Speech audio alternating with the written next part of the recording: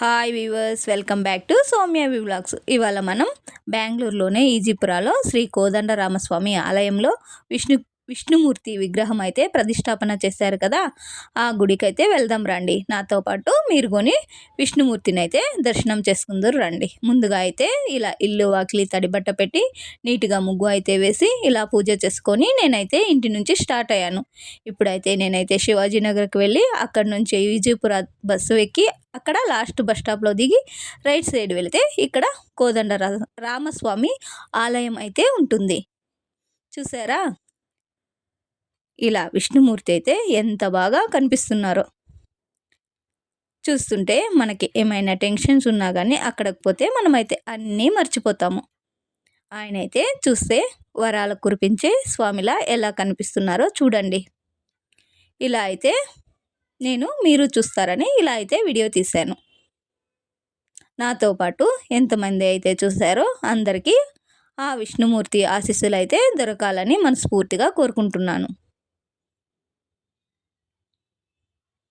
చూసే కొద్దీ చూడాలనిపించేలా ఎంతో ఎంతో బాగుందండి.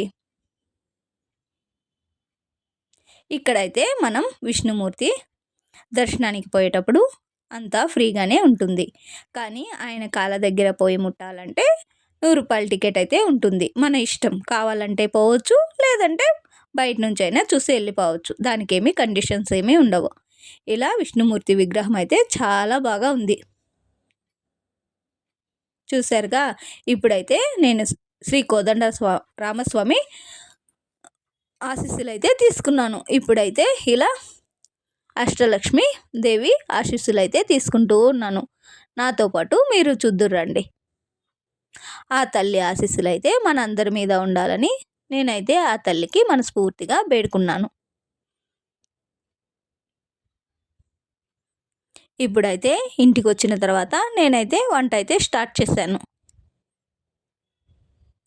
ఇలా నేనైతే ముందుగా గోరేకాయ అయితే ఉడకపెట్టి పక్కన ఉంచుకున్నాను. మనమైతే గోరుచిక్కుళ్ళు అంటాము, ఇక్కడ నేనైతే గోరేకాయ అంటాను. ఇలా అయితే ముందుగా ఉప్పు వేసి ఉడికించి పక్కన ఉంచుకున్నాను. ఇప్పుడైతే పోపు అయితే పెడుతూ ఉన్నాను.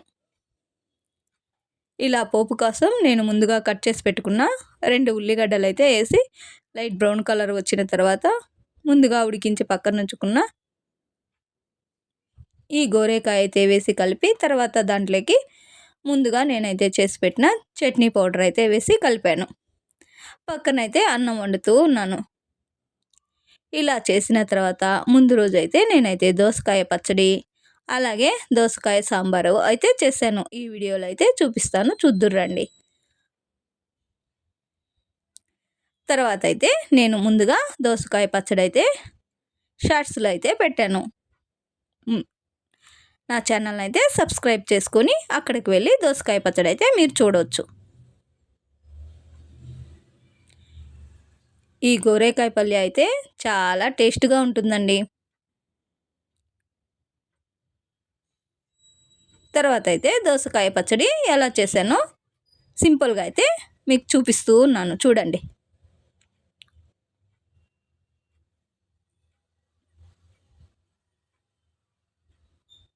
ఇలా దోసకాయ పచ్చడి చేసి చూడండి. రాగి ముద్దలకి, తర్వాత అన్నంలోకి, తర్వాత మనకి ఇష్టమైతే చపాతీలోకి చాలా టేస్టీగా అయితే ఉంటుంది.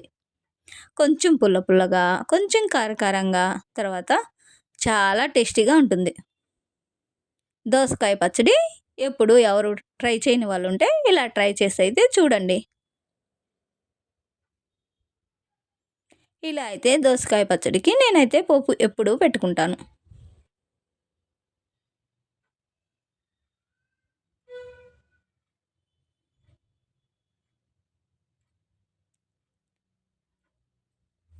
ఇలా షార్ట్స్కి తీసాను కదా, ఇలా వస్తుందండి. మీరైతే షార్ట్స్లో చూడొచ్చు.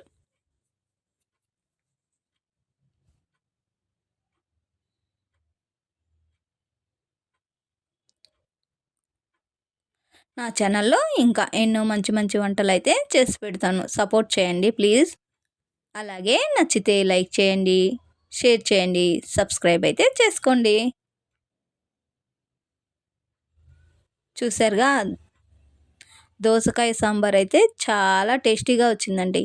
ఈ దోసకాయ సాంబార్ అయితే నేను కర్ణాటక స్టైల్‌లో దోసకాయ సాంబార్ అయితే చేశాను. ఇది మనం టెంపుల్స్‌కి పోతే అప్పుడు మనకు అక్కడ అన్నం పెట్టేటప్పుడు ఏస్తారు కదా! అలా చేశానండి.